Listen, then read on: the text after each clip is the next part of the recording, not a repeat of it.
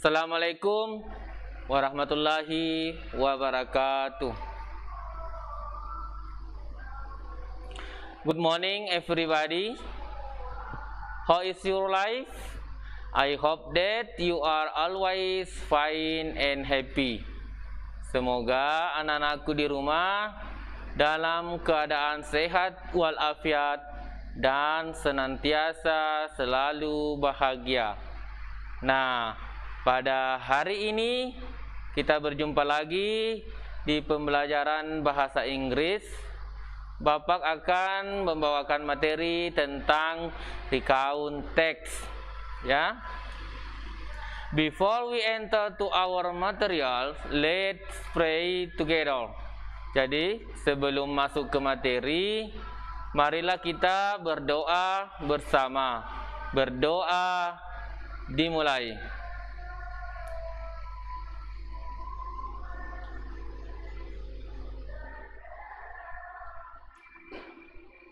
Finish.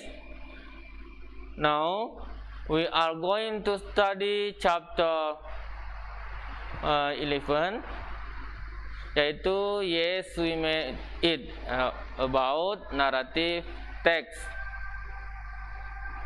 Masih ingatkah materi pertemuan lalu? Ayo, materinya tentang apa? Benar sekali. Pada pertemuan yang lalu, kalian mempelajari tentang menceritakan pengalaman pribadi, yaitu pulang dari bioskop, ya. Nah, pada pertemuan kali ini Bapak akan membawakan materi tentang recount text.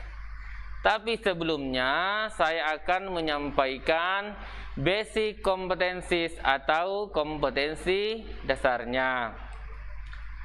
For basic competency atau kompetensi dasar, yaitu tentang pengetahuan 3.3, membandingkan fungsi sosial, struktur teks, dan unsur kebahasaan beberapa teks personal, recount lisan dan tulis, dengan memberi dan meminta informasi terkait pengalaman pribadi di waktu lampau, pendek dan sederhana sesuai dengan konteks penggunaannya. Adapun tujuan pembelajaran, jadi after teaching and learning process, student can, jadi setelah proses belajar mengajar, siswa dapat menguraikan unsur kebahasaan teks personal recount terkait pengalaman pribadi di waktu lampau. Yang kedua, menerapkan unsur kebahasaan teks personal recount terkait kegiatan di waktu lampau. Nah, untuk menjawab rasa ingin tahu kalian, silahkan ikuti pembelajaran ini sampai selesai. Nah, di sini ada language feature of recount text, reinforcement materials. Yang pertama ada, jadi kita menggunakan simple past tense, ya. Jadi kalimat yang digunakan dalam recount text itu adalah simple past. Di sini simple past used to tell activities and event in past. Terus experience, sentence. Jadi sentence from yang pertama, jadi kalimatnya ini yang pertama menggunakan declarative sentence. Ya, adapun pola kalimat verbal sentence, yang pertama subjek ditambah kata kerja bentuk kedua atau verb to ditambah objek or complement. Jadi subjek itu ada 7, I saya, you kamu, we kami, they mereka, she dia perempuan, dan he dia laki-laki. Terus yang terakhir it menunjukkan benda, ya. Adapun contoh kalimatnya di sini, Example-nya, Winda visited her friend in the hospital. Jadi di sini mengunjungi ya, visit. Jadi di situ menggunakan kata kerja bentuk kedua. Karena kata kerja bentuk pertamanya adalah visit, mengunjungi. Tapi karena menggunakan verb kedua, yaitu visited ditambah ed. Jadi Winda visited her friend in the hospital. Jadi Winda mengunjungi temannya di rumah sakit. Oke, sekarang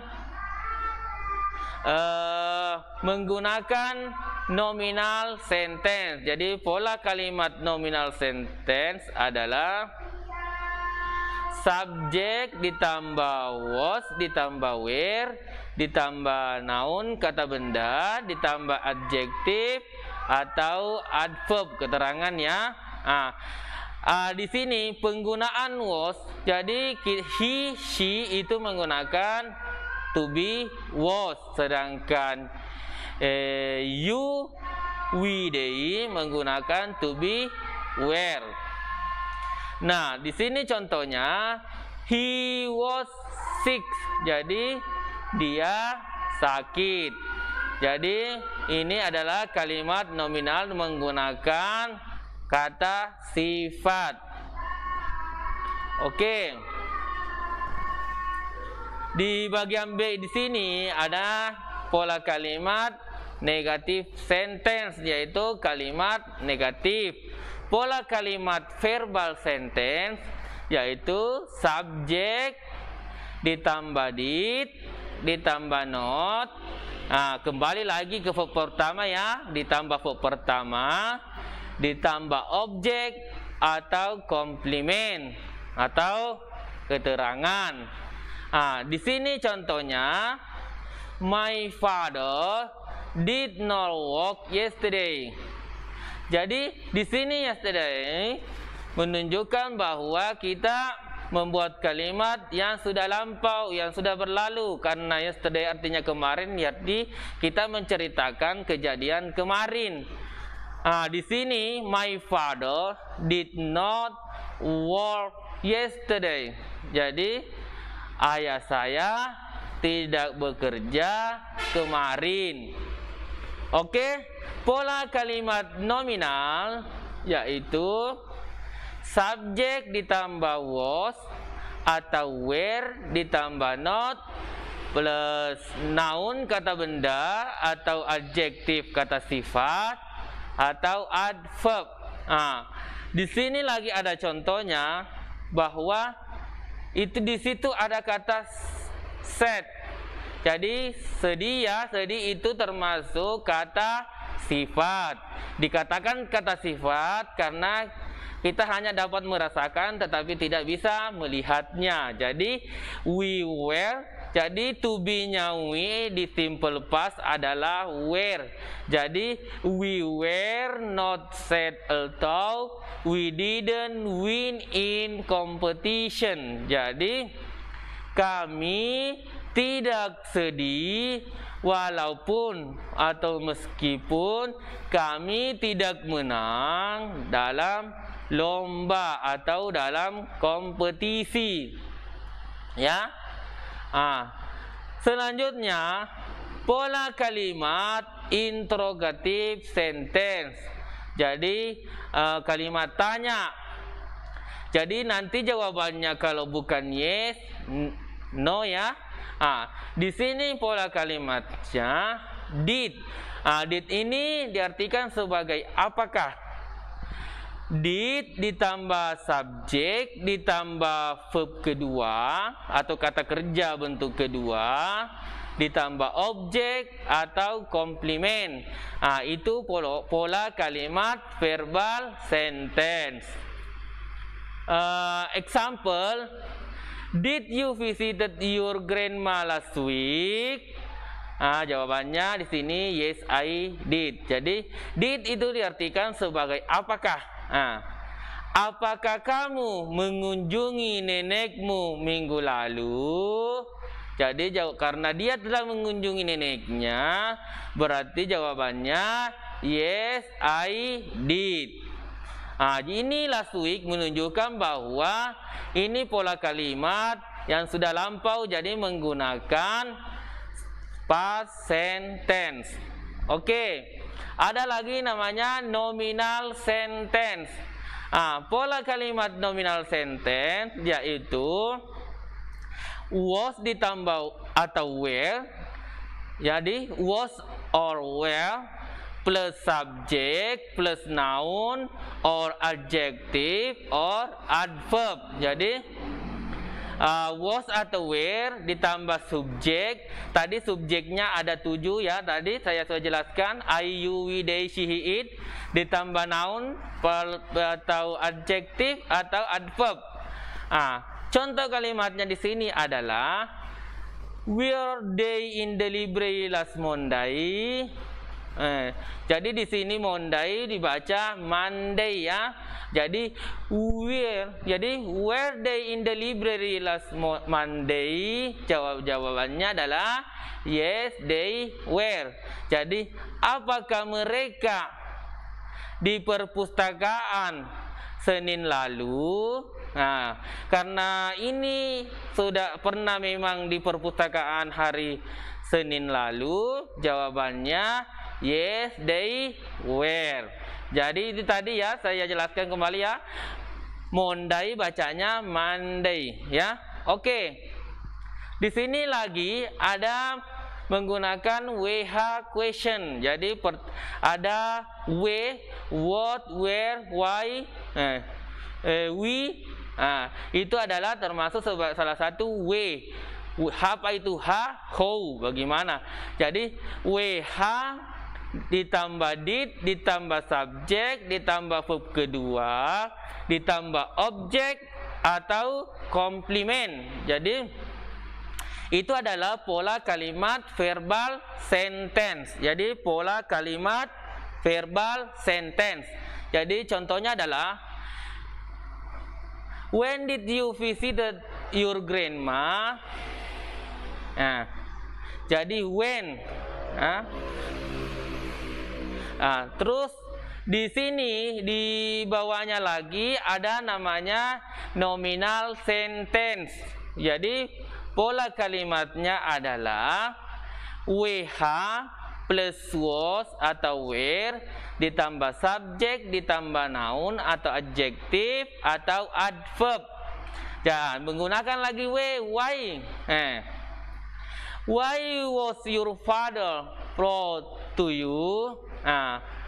Mengapa? Biasa juga ada mengatakan kenapa. Mengapa bapakmu bangga kepadamu? Itu ya why. Oke, lanjut. Adverb of time. Jadi waktu keterangan yang bisa digunakan dalam simple past tense adalah yang pertama yaitu biasanya kita menggunakan kata yesterday, artinya kemarin. Jadi yesterday morning, kemarin pagi. Yesterday afternoon, kemarin sore. Yesterday evening atau yesterday night, kemarin malam. Terus menggunakan kata last, yaitu lalu.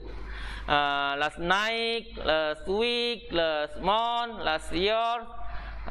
Itu ya, apakah malam lalu, minggu lalu, bulan lalu, tahun lalu.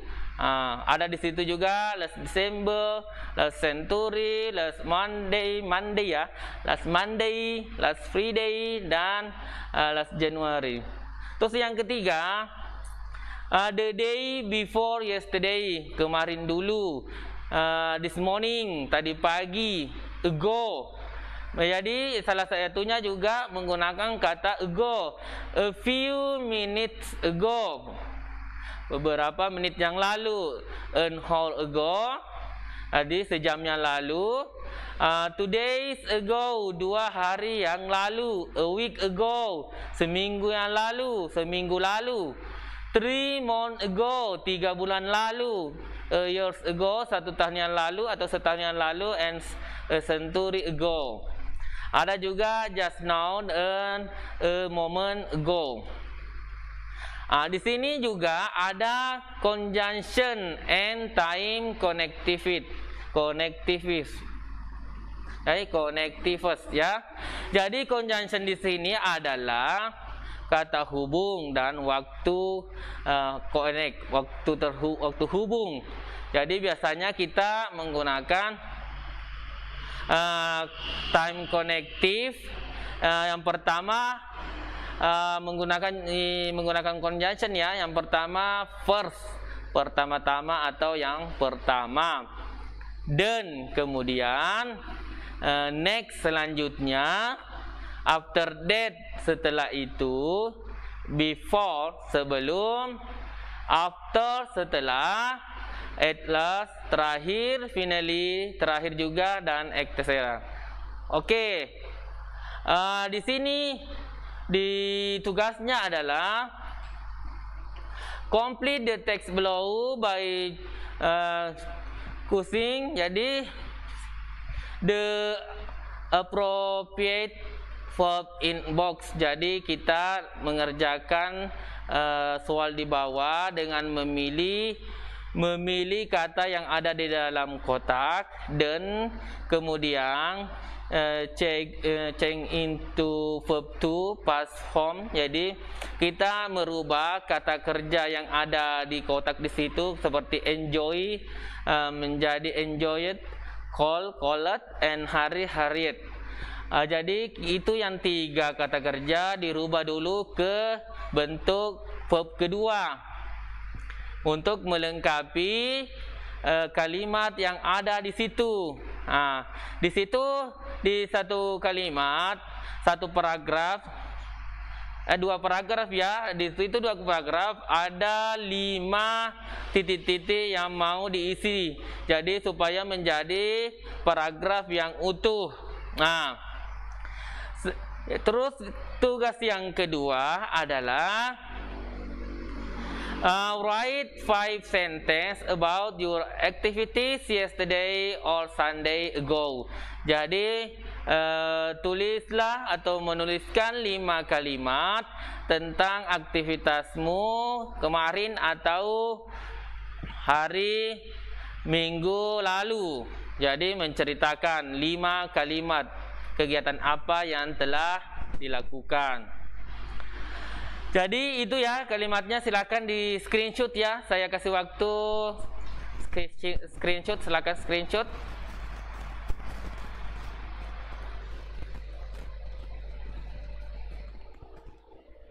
Oke, karena telah di screenshot, silakan di rumahnya dikerjakan ini ya tugasnya.